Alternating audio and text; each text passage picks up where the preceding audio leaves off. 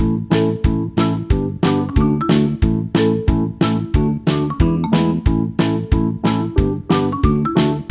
बच्चों, कैसे हैं आप सभी। मैं आशा करती हूँ आप सभी लोग स्वस्थ और प्रसन्न होंगे। आज हम हमारा पाठ क्रिया को पढ़ेंगे और समझेंगे। तो आइए इस पाठ को प्रारंभ करते हैं। ये है हमारा पाठ आज क्रिया यानी वर्ब। क्रिया क्या है? क्रिया कुछ भी करना क्रिया है। हमारे द्वारा कुछ भी किया जाना या करना होना पाया जाना, ये सभी क्रिया होती हैं। जैसे कि उदाहरण के लिए हमने खाना खाया तो खाना खाना क्रिया है। हमने नहाया, नहाना क्रिया है।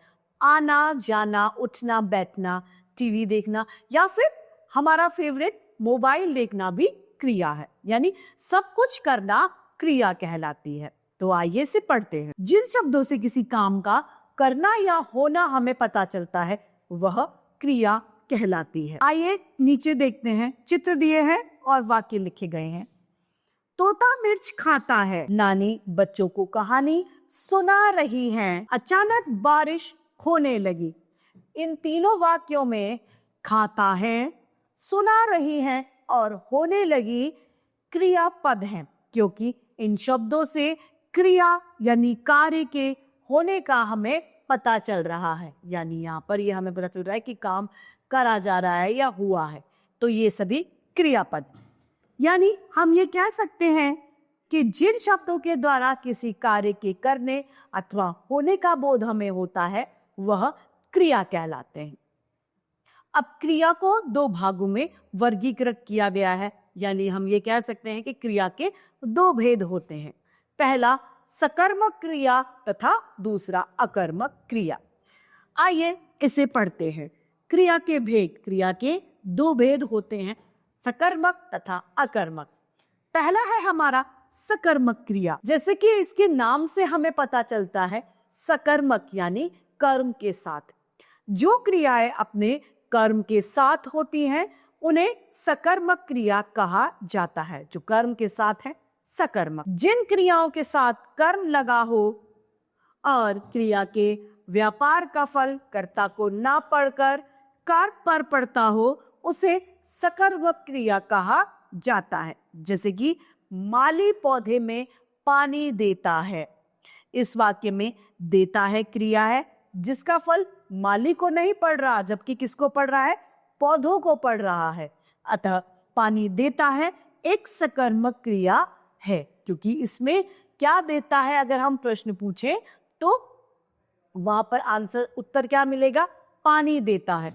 तो यह सकर्मक क्रिया का एक उदाहरण है। इसमें कर्म साथ में है।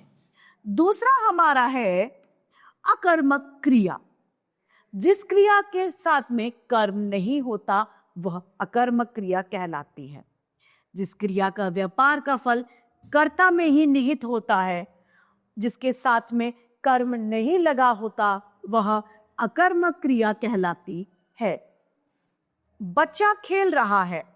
अब बच्चा क्या खेल रहा है यह नहीं पता, यानी इसमें कर्म साथ में नहीं है। खेलना क्रिया का फल व कर्म दोनों कर्ता बच्चों में ही निहित है।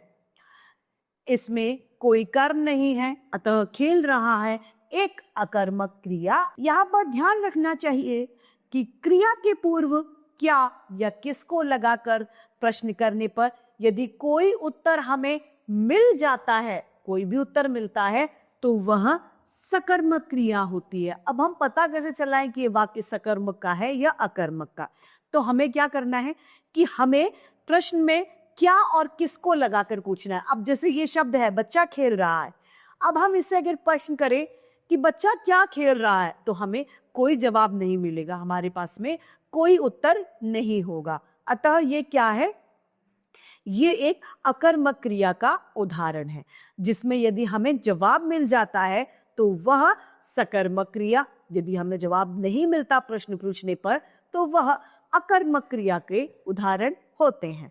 यह एक बहुत ही सिंपल सी बात है जो हमें पता चला देगी कि सकर्मक क्रिया है या अकर्मक। जैसे कि कपिल ने फिल्म देखी, सिमरन खाती है। पहले वाक्य में यदि हम प्रश्न करें कि कपिल ने क्या देखा या क्या देखी, तो कपिल ने फिल्म देखी, तो यह एक सकर्मक क्रिया हो गई क्योंकि हमें हमारे प्रश्न का जवाब मिल गया।